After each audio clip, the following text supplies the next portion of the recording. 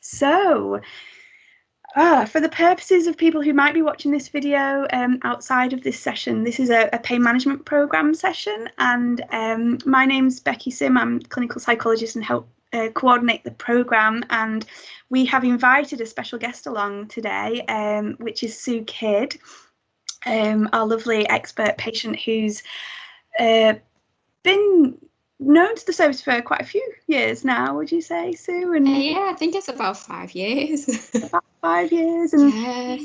we've obviously you've been on a bit of a journey, and we've kind of been very fortunate to go on that journey with you, and kind of at this point it's a bit of a culmination of various factors that we were going to think about and reflect on as to kind of where you were and where you feel are now, and we thought we'd record the session in case we can post it to our website in case other patients might be interested, who are either thinking of coming on a pain management program or just want to kind of view this resource, this chat about living well despite pain and other chronic conditions, I guess. Yeah. So, I mean, I guess I know you fairly well. And we caught up the other day, and I was just kind of really interested. You'd kind of emailed me to tell me about where you're at these days, and it was lovely to read, and we caught up. So I just wondered if you could say a bit about your story, you know, where you've come from and how you got to where you are now. Okay, well, I've had health issues since I was sort of, well, very young, really, primary school age, and to varying degrees at different points through my life. So I've had quite some big ups and quite some big downs, and I've never really understood what was happening or what the cause was, sort of misdiagnosed with things and just quite dismissed, really. And then, so yeah, I was diagnosed with chronic fatigue syndrome, but turns out that was a wrong diagnosis. That was when I was 17. So fast forward quite a lot of years and quite a lot of ups and downs in that time. I came on the pain management program. I think it was about 5 years ago. And previous to joining that, I think I'd had maybe say 18 months leading up to it of quite a dramatic decline, really, and real increase in pain. Didn't really understand what was going on, what my problems were. So during the pain management program, I had found various doctors to go to as well while I was doing it, and I was diagnosed with hypermobile Ehlers-Danlos syndrome, which is a connective tissue disorder, and it makes my joints very unstable. They come out of place easily. It's to do with the collagen in your body. It's a genetic condition, so it affects literally everything. Like every system has an issue, every system, really. I was trying to think yesterday of a system that didn't have an issue. There isn't one, you know, it's literally everything is affected. And it was a very big relief to get that diagnosis. I think that was really key, actually, to understand what was going on and how I could work with what I've got with that information, really, to do the right thing, not do the wrong thing. And so in the meantime, I was doing the pain management program, and oh my goodness, just learned so much helpful stuff, really, and met some really amazing people. I'm including all the staff here because they're just amazing, really, and have helped me so much. I can't really thank them enough, to be honest. So yeah, just to learn about the mechanics of pain, that you're not necessarily doing any harm when there is pain. It doesn't mean there's like you have to stop everything. Learning about pacing, mindfulness. Mindfulness for me is the biggest help, I think, really, that's really helped me. And sort of getting to acceptance through mindfulness.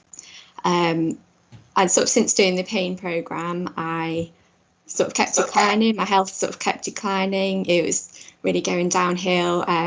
I started using a wheelchair. I had a power wheelchair as well, which I've actually just sold, as it turns out, because I don't need it anymore. So yeah, that was quite a big step. And then at my worst, I would say I struggled to stand up really at all. I was having about like 8 drop attacks a day where I would just collapse to the floor. It was very difficult to stand. I think that was sort of a thing in the end I've seen various doctors thought to be a functional neurological issue that's strongly related to hypermobility and POTS, which I have as well, which means my autonomic nervous system doesn't function properly. And so, yeah, at that point, I think I really started to think really seriously about exercise and what I could do. And my goodness me, I started so basic. It was literally just sitting in a chair for like 30 seconds in like a good posture to try and just engage some of the proper muscles. When I don't sit properly, well, like everyone, it just, because of the laxity of my joints, things, it's an effort to sit up really. So my muscles do have to work quite hard. So after doing that for a little while, I started with some pedals just on the floor, just to like cycle a little bit. Would start again, I was talking like 30 seconds a day, wasn't anything major, and it was so key to start so small. Really, if I'd have pushed it too much, would have flared everything up, then I'd be like, no, can't do it, it's too much. So this is probably getting on for over 18 months ago, and as that gradually managed to increase, I changed to exercise bike, which meant I was sitting more vertically, which is an issue for me. Like standing is an issue for me, and being really quite vertical is quite difficult. It's not as difficult now, I have to say. And I had to be doing a bit of cycling before I could even tackle walking, and that again was just tiny amounts, just up and down my hall, not going anywhere. And it took a couple of months of doing that before I actually ventured outside. And so as time's gone on, I've been lucky that I've been able to keep building, and I really am at a place now which is quite unbelievable actually. When I think back, it's just, yeah, it's very strange thinking back. And I have no idea where this will lead, where it will go to. I don't know. Obviously, no one can predict the future, as I think this year has proven to everyone. You've no idea what's going to happen. So I would just try my best to just keep going and do what I can. And throughout all that time of doing the exercises, I really did make good use, I have to say, of physio at the pain clinic. Every time I would start a new exercise, something would flare up. There would be like, I think I covered like my whole body in the end, like my ankles and my feet would hurt when I started walking. I had problems with my knees, and then with my hips, and then with my shoulders when I started doing some like Pilates based stuff, and my wrists, and just everything really, and my neck. There's been a lot of issues there as well. But yeah, it's, oh my goodness, it's so important that I was able to access that and be reassured that no, nothing major's going on. It's okay. Carry on. Or if things were flared up a bit, it's like, well, just maintain it. Don't push it any further. Just maintain where you are. And if you have to, just take it back a little bit, and then we'll carry on. I'll start again. I'll just keep going, really. So that's. Sorry, I've just realised I've been talking for absolutely ages here without a break. Does that, yeah. And tell us a bit about, what does life look like for you now? Well, I'd say it's very different. It is different, but the reality is I still have chronic illness. I still have chronic pain and fatigue and various things, still have various issues. So I don't think I'm going out anymore. And then obviously there's been the whole lockdown thing. So it was never an aim for me to get to or be able to go out all day, every day, doing like all these things. But for me now, exercise is a really big part of my day. It would be the first thing I do in the morning. Before I get a shower, because my goodness me, I do sweat thanks to my autonomic nervous system. So yeah, get that done, and then it puts me to a good start for the day. And walking for me now, that's the biggest difference. And to me, walking, people take it for granted. They take it for granted so much. Walking is freedom to me, really, and independence. Sorry, don't make myself cry. Yeah, means so it does. It really does. So walking my dog, that's my life, really, and at this point in time, that's all I want from my life. It makes me so happy, and I'm so lucky that I live somewhere that I can walk from my house. You know, it's a lovely path like down to the sand dunes, and I can just go and sit there for a bit. And you know, my dog will just sit next to me, and we'll just chill out and take in the fresh air. Maybe do a bit of like mindful breathing and just be really present. And then we'll just walk home.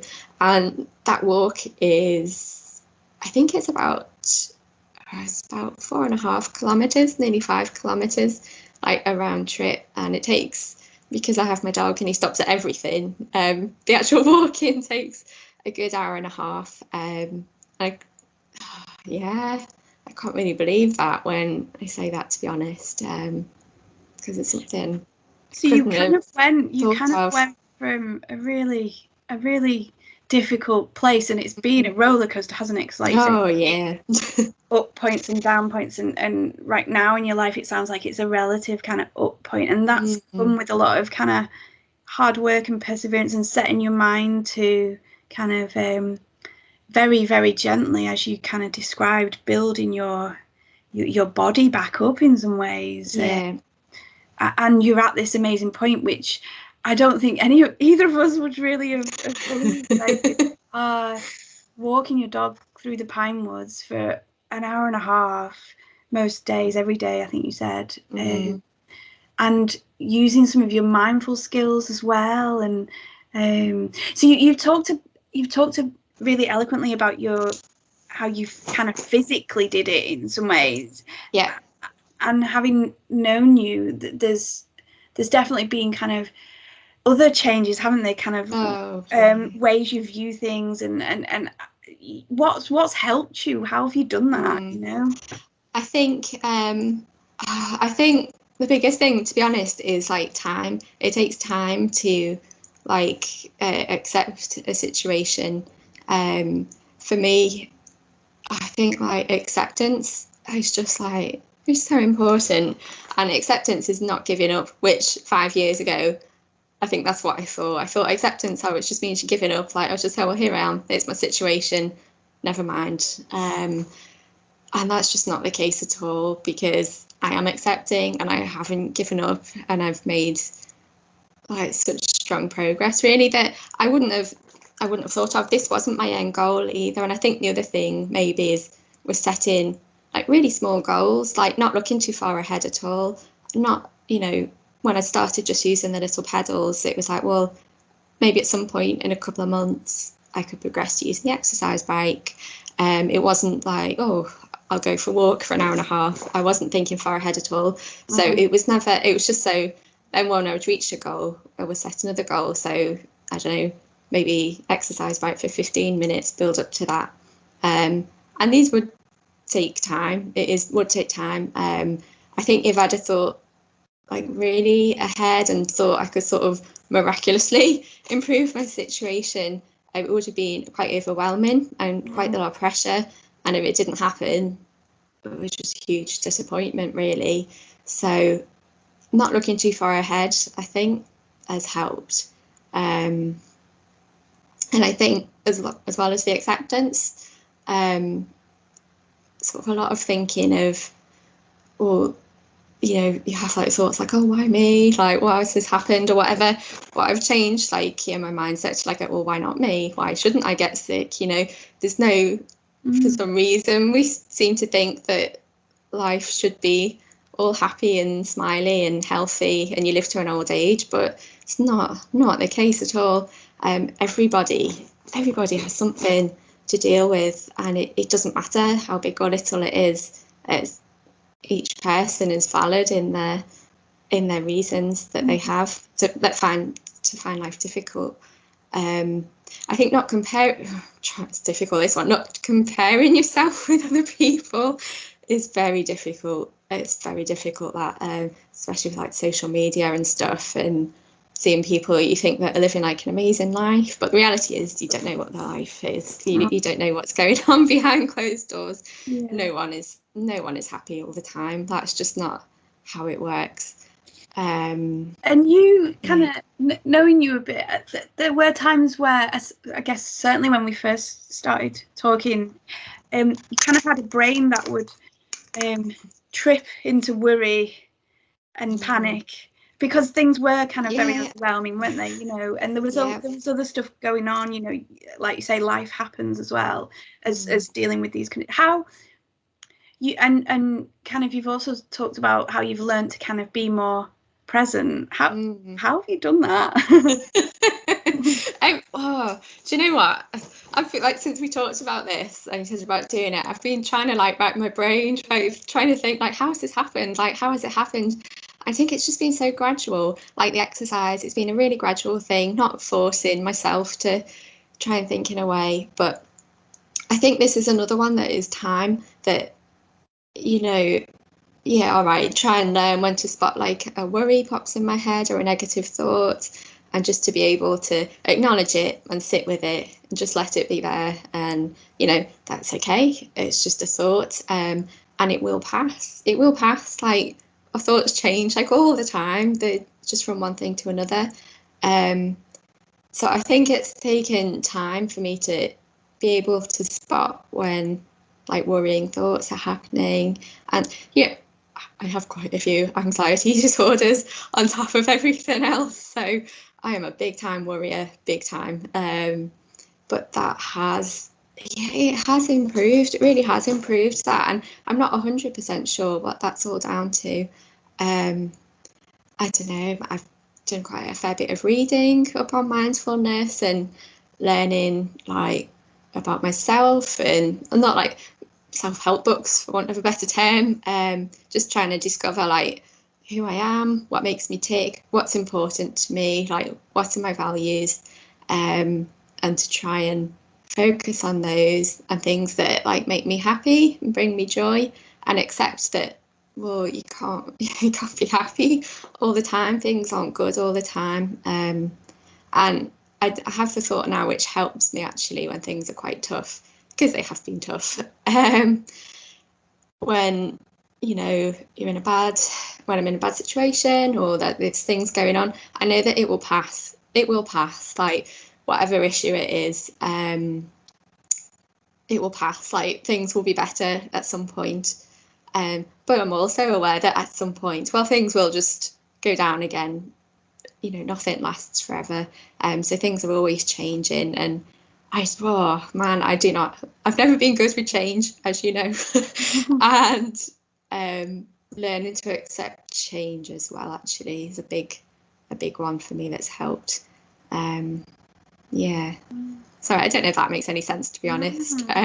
Yeah, it really does. It really does. It's kind of saying, actually, you know, a lot of the problems and challenges, they've not necessarily kind of gone away, especially the things you couldn't change or fix, but actually you're learning to roll with it more.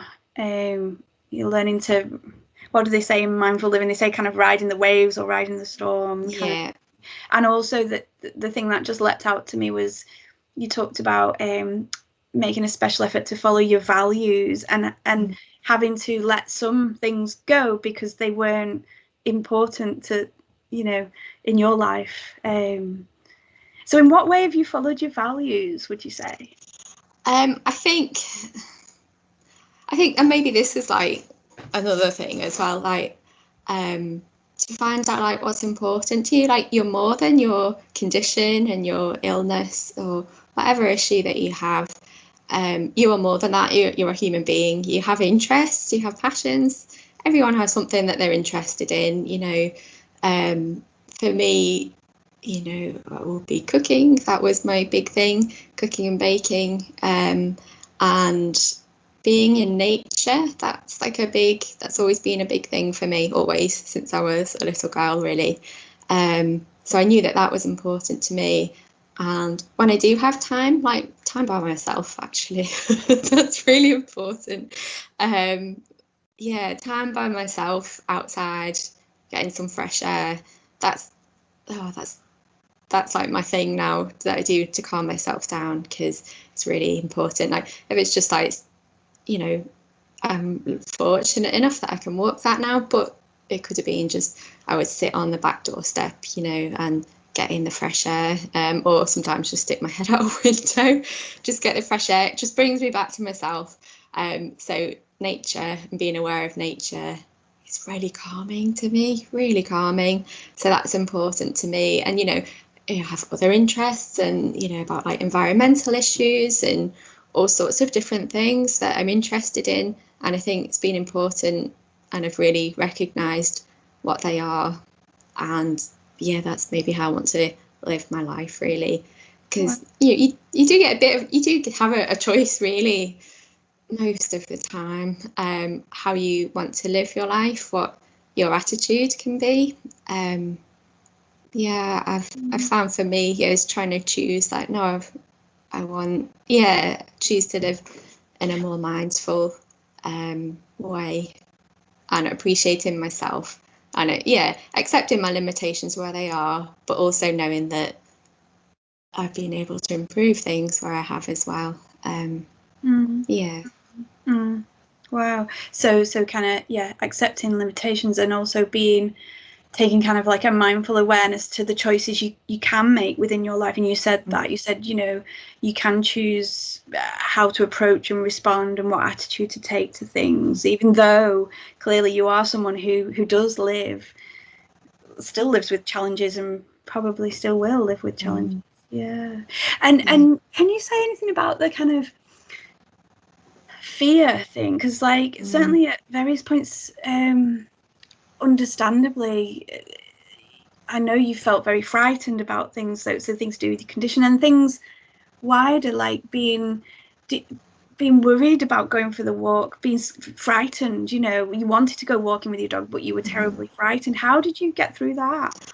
I think I was just it was big. It was a big one to get through. Like, yeah, acknowledging like the fears that I had, like with my conditions. I have no idea what the future is going to hold. I don't think it's going to be great, but I don't know. I'm going to have many issues for the rest of my life. That's just how it is. And I don't know what they're going to be. And yeah, a few years ago, that really got to me. Yeah, I just couldn't. It was just really overwhelming to think about that. But, you know, no one can predict the future.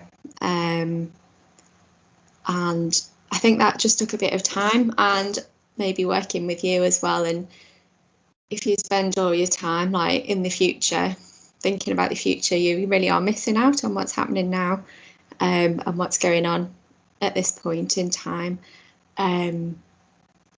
You know, you could be worried about the future so much, you miss your opportunity like now to actually make small changes, really, to improve potentially your future. So maybe sort of switching, I think it's just taking time to acknowledge that the worry about the future, yeah, and so as time has passed, that's sort of eased a bit. And I think my thoughts now are like, well, I don't know. No one knows. Like, no one knows what's going to happen. So we'll just go with it. We'll just have to go with it. Yeah, and then as for the worrying about going out, that was big. That was a big one. When I started like walking from the house on my own, so I was using my walking sticks then. And I was on such a strict time, you know, I think I didn't leave the house until I got my walking up to 4 minutes. So I knew I could walk like a little bit up the road and back without, you know, just getting to the end of the driveway. And I was so worried about like, oh, what are people like going to think? I look so weird. Like, you know, I set a timer on my watch to like tell me after like 2 minutes so I could just turn around and come back. It's like, well, what if people see me just like turning around and like I'm going to look like such an idiot? And that you know what, I just had to face that and just get on with it. Just had to just get on with it. And yeah, there were times when like I'd just be walking and my watch would tell me to turn around. I'm like, okay, well, there's someone right next to me in the garden here. Like someone's just reversing out the drive. It must be me. I'm just completely mad. And when I got home, that actually really made me laugh, because I just thought like, what? This situation is just, it's so weird to me that I'm even doing it. And I think because it made me laugh. A sense of humour is very important. Very important. It really is. And you had the thought. You had the thought of, oh God, everyone's going to think I'm an idiot. Or what people are going to think of me.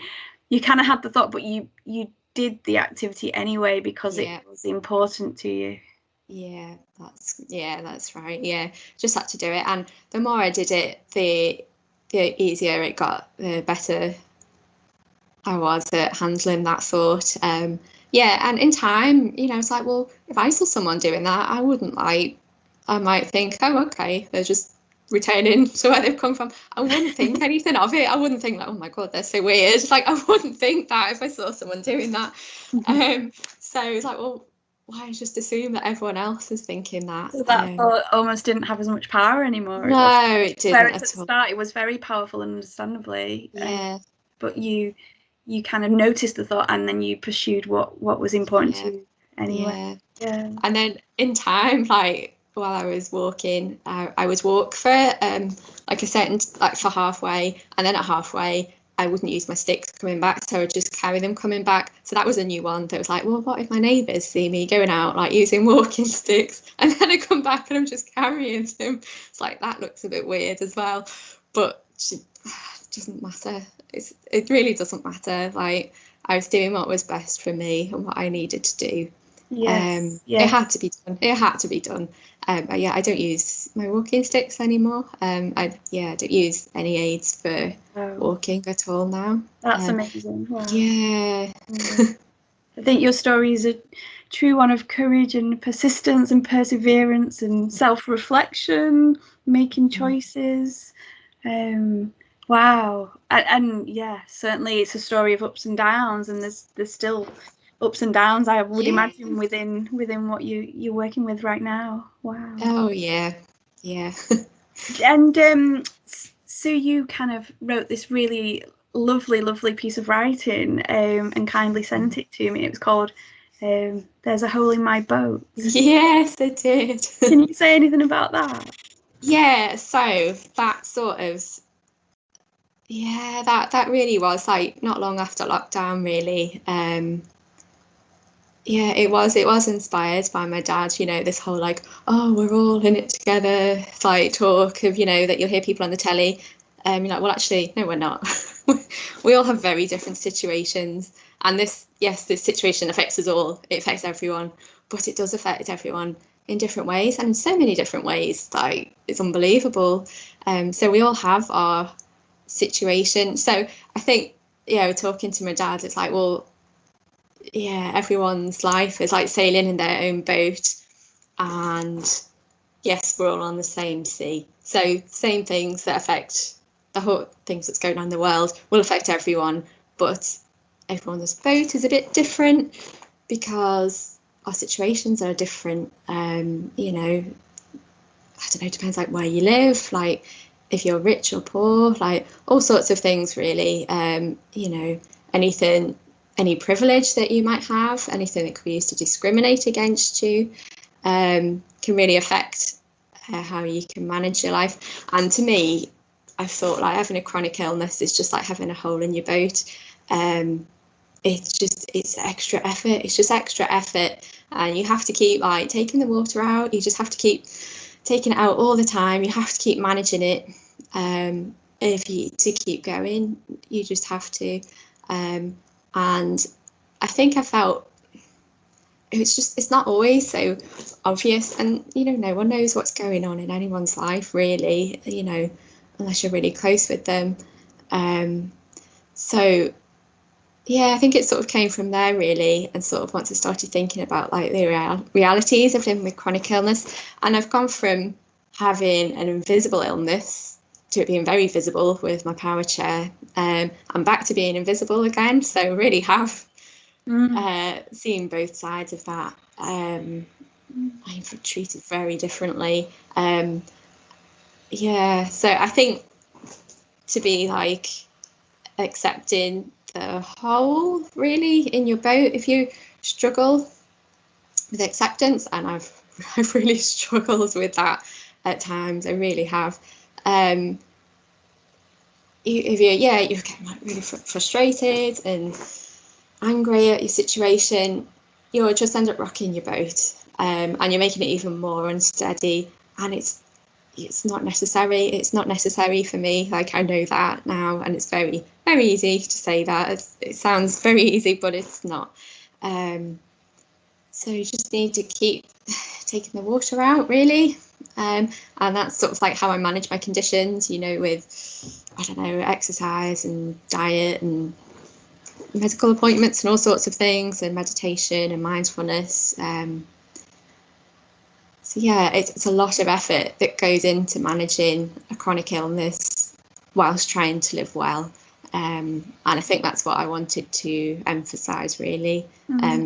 Especially when you look absolutely fine, which I get told a lot. It's like, oh, you look so well. It's like, okay, thank you, but I'm really not. And it reminded me of that kind of choosing to still sail your boat in a particular direction, even though you still had to look after the whole as well, kind of thing. Yeah. And it reminds, there's some psychology literature about you know, riding boats through storms and stuff, and I've not seen one so far about the hole in the boat, and that really struck me, because it kind of sounded like lots of the people I talked to, where they are learning to do what's right for them in order to keep going, essentially, and more than that, you know, to live a life where they have, you know, they can enjoy life, you know, even though there are illnesses you're having to manage still. Yeah. Oh, thank you. So what we're going to do is we're going to email the hole in the boat round if people are interested, and post it on our website as well, I think we have said. And at this point, before I just stop the recording, has any of the staff got any questions they want to ask Sue? If you want to unmute if you're staff and ask Sue a question, just so that we don't record any of our patients at this point.